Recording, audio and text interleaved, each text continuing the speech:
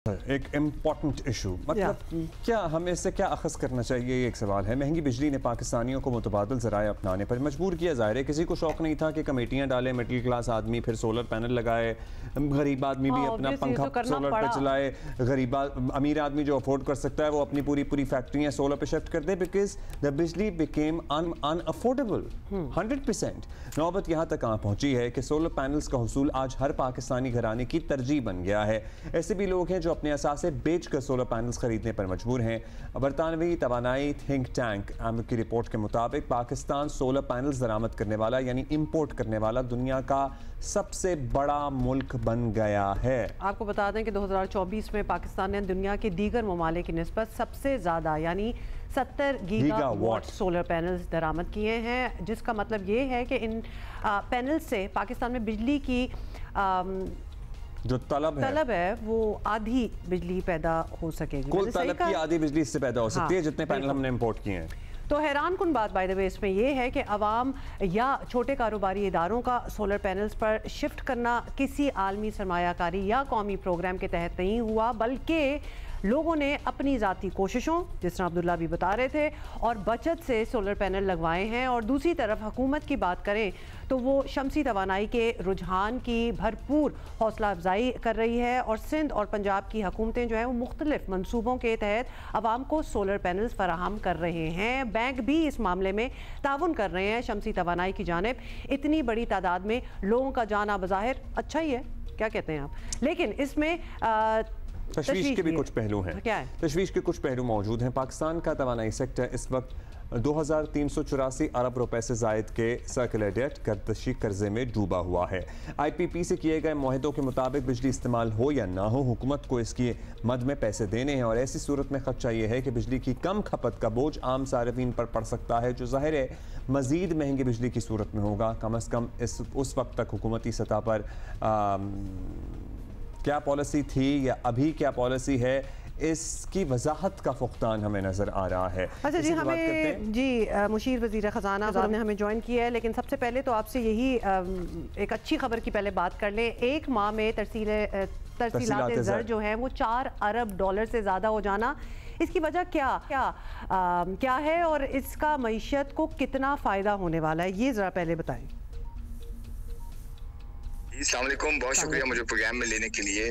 देखिए, 3 वजूहात नज़र आती हैं। एक तो ये कि जो स्टेबिलिटी है एक्सचेंज रेट में, और एक्सचेंज रेट का एक होना है इंटर बैंक में और ओपन मार्केट में, और उसकी एक वजह आपको पता है, पिछले कोई 12-15 महीने से लॉ इन्फोर्समेंट एजेंसीज ने बड़े एक्शंस लिए हैं, जिसमें हॉर्डिंग और स्मगलिंग को कंट्रोल किया रिलेटिवली, ग्रे चैनल्स को कंट्रोल किया रिलेटिवली, इसको फॉर्मलाइज किया स्टेट बैंक ने इस एक्सचेंज फॉरेन एक्सचेंज सेक्टर को, जिसमें कंसोलिडेशन हुई एक्सचेंज कंपनीज की, और फिर बैंकों ने अपनी एक्सचेंज कंपनीज को जो है वो शुरू किया, और उसके साथ साथ जो है बैंकिंग चैनल्स के थ्रू आने के लिए रेमिटेंसेस की गवर्नमेंट ऑफ पाकिस्तान इंसेंटिवाइज करती है ताकि कॉस्ट ऑफ ट्रांजैक्शन कम हो। उसका एक बड़ा रोल रहा है ओवर द पीरियड। फिर ऑफ कोर्स आपको पता है दूसरा बड़ा जो रीज़न है वो इकोनॉमिक स्टेबिलिटी है, इकोनॉमिक की डायरेक्शन का क्लियर होना है, इन्वेस्टर्स का इस तरफ आना शुरू होना है, इन्फ्लेशन का हिस्टोरिक लो पे जाना है या बहुत ज़्यादा स्टेबलाइज हो जाना है, इंटरेस्ट रेट्स का नीचे आना है, रिटर्न्स का बढ़ना है। तो ऊपर जो इकोनॉमी की डायरेक्शन, स्टेबिलिटी और क्लैरिटी और उसके साथ पॉजिटिविटी, ये काफ़ी बड़े कंट्रीब्यूटर्स हैं। और साथ साथ जैसे मैंने कहा कि जो एक्सटर्नल की जो करेंसी पैरिटी है उसका स्टेबलाइज होना, एक अच्छा रेट मिलना, और ग्रे चैनल से जो है वो जो ग्रे चैनल है उसको प्लग करना, ये कुछ रीजंस ऐसे हैं जिसकी वजह से रेमिटेंसेस का फ्लो बढ़ा है। और आप देखेंगे कि स्टेट बैंक ने ये प्रोजेक्ट किया है कि जो पूरा साल है ये 4.1 बिलियन डॉलर तो एक मंथ का हाईएस्ट एवर फ्लो आया है। पूरे साल का 38 अरब डॉलर का फ्लो हो सकता है, जो कि GDP का, मईशत का तकरीबन जो है वो 10% तक जा सकता है, जो कि एक रिकॉर्ड हाई है। तो मेरे ख्याल में ये कुछ रीजंस हैं जिसकी बिना पे जो है रेमिटेंसेस का फ्लो इंप्रूव हो रहा है। और मेरे ख्याल में बड़ी ईद का भी रीजन आएगा, जो आप देखेंगे कि उसमें भी एक मंथली फ्लो अच्छा बड़ा। आप भी कह रहे हैं कि इससे भी ज़्यादा बढ़ सकता है। अगर एक माह में रेमिटेंसेस इतनी आ सकती हैं तो असल पोटेंशियल तो इससे कहीं ज़्यादा होगा। रमज़ान फैक्टर भी अगर हम क्लब कर लें तो भी बहुत ज़्यादा सिलसिला रहा है रेमिटेंसेस के आने का। इसकी अगर हौसला अफजाई की जाए और कुछ एफर्ट्स डालें तो हम 2-3 अरब डॉलर की किस्तों के पीछे IMF और वर्ल्ड बैंक वगैरह के आगे पीछे ना भाग रहे हों। What are your thoughts on this? देखिए, मैं ये कहूँगा ये दो अलग चीजें हैं। ऑफ कोर्स इसका पोटेंशियल, सबसे पहले मैं ये कहूँगा कि पोटेंशियल इससे कहीं ज्यादा है। मैं ये कहूँगा कि जो आपने आईएमएफ की बात की है, देखिए आईएमएफ का प्रोग्राम जो है वो एक बड़ा स्ट्रक्चर्ड और बहुत ही ज्यादा डिटेल्ड प्रोग्राम होता है, और इसका एक इसका मैकेनिज्म है, पूरा इसका जो है वो प्रोसेस है जिसके अंदर रह के आप अपने आप को ठीक करते हैं। और अगर आप इस प्रोग्राम को सही से इस्तेमाल करें तो बहुत बेहतरी आ सकती है आपकी इकोनॉमी में। अब प्रॉब्लम ये रहे हैं कि हम प्रोग्राम्स को या तो कंप्लीट नहीं कर पाए, या फिर हम जो है कंप्लीट अगर हमने एक आध मरतबा किया भी है तो उस पर हम अपने आप को फिर उस ट्रैक पर रख नहीं पाए, फिर हमने वही गलतियां की पिछले कई दहाइयों में। पर ये बात बिल्कुल ठीक है कि ये जो पोटेंशियल है, कोई $60 अरब कहता है, कोई 50 कहता है, डिफरेंट एस्टिमेट्स हैं, डिफरेंट रिसर्च हाउसेज हैं जो एस्टिमेट करते हैं दुनिया में कि किस जो है वो कंट्री का कितना फ्लो हो सकता है। हमें लगता है कि जी अच्छा खासा फ्लो हो सकता है। इसमें इंसेंटिवाइज करती भी आई है गवर्नमेंट ऑफ पाकिस्तान, और अभी आपने देखा एक अच्छी डेवलपमेंट ये हुई है, तकरीबन कोई 1000 से ज्यादा जो एक्सपर्ट्स पाकिस्तानीज हैं वो इस वक्त यहाँ पाकिस्तान में हैं।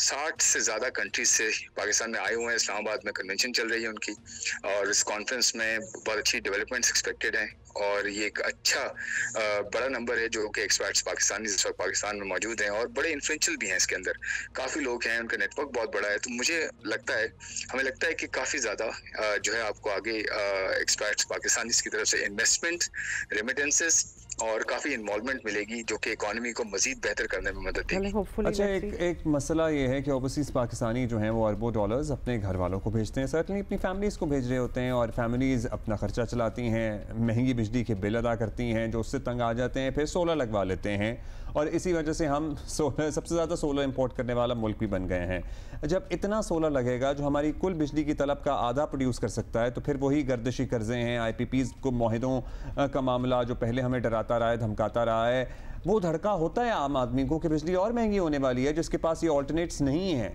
और अगर हैं भी तो भी वो सोलर वाले भी डर रहे हैं। आपको पता है बीच में उठा था कि हम तो खरीदेंगे नहीं उन रेट्स पे। नहीं, देखिए उसको आप मेरे ख्याल में उसको मिक्सअप हम नहीं कर सकते। उसकी वजह यह है कि देखिए सोलराइजेशन तो अपनी जगह इनकरेज की जा रही है, और सोलराइजेशन क्लाइमेट के लिए बहुत बेहतर भी है, और पाकिस्तान का एक बहुत बड़ा जो एग्जिस्टेंशियल थ्रेट है वो ऑफ कोर्स क्लाइमेट है। दो बड़े हैं इनफैक्ट, एक पॉपुलेशन ग्रोथ है और दूसरा क्लाइमेट है।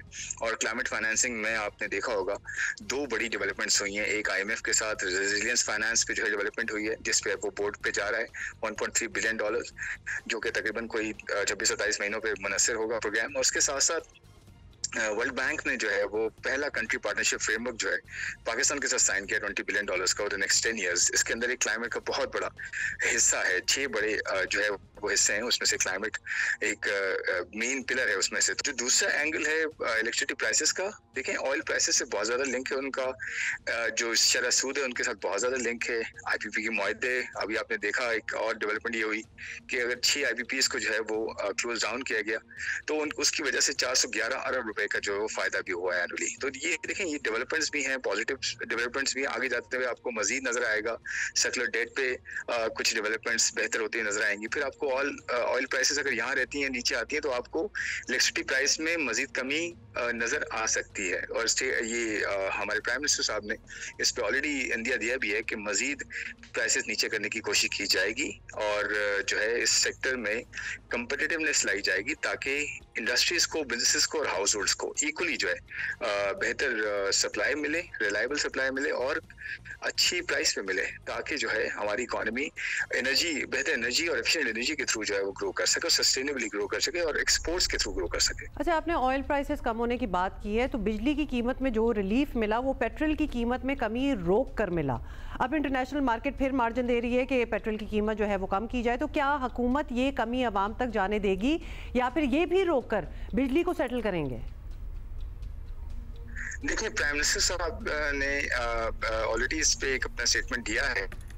और उन्होंने ये कहा है कि जो कीमतें नीचे आ रही हैं इसका जो फायदा है आवाम तक पहुंचेगा।